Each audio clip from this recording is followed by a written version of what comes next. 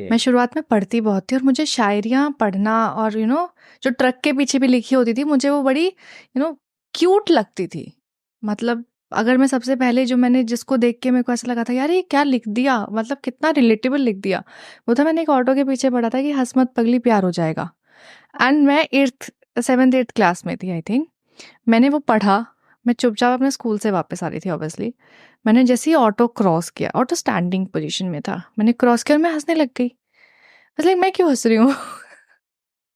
तो मुझे लगा यार लिखने का इम्पैक्ट होता है बिकॉज वो आपके दिमाग में कहीं ना कहीं छाप छोड़ता है।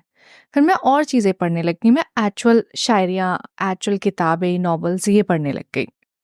और मेरे घर में शुरू से पढ़ने का बहुत शौक था बिकॉज मेरे पापा नॉवेल्स बहुत ज़्यादा पढ़ते थे।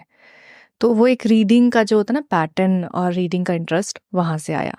उसके बाद ऑब्वियसली मैंने गाने सुनना स्टार्ट किया। हम सबसे पहले गाने सुनते हैं और हम उस ज़माने के हैं जहाँ पे ब्लूटूथ चलता था।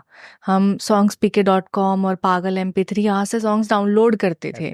हमको पता होता था कि कौन सा गाना कब आया है और एक ही गाना हम पूरा महीना रिपीट पे सुनते थे।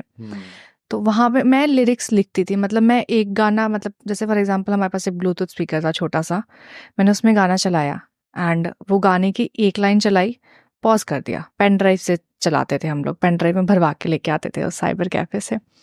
तो वहाँ एक लाइन चलाती थी फिर लिख देती थी, फिर उसके आगे की लाइन चलाती थी फिर लिख देती थी, फिर उसको बैक करती थी अगर लाइन मिस हो जाए तो। वहाँ से ना मेरे को वो इंटरेस्ट आया कि यार ये लिरिक्स कितने डीप होते हैं। मतलब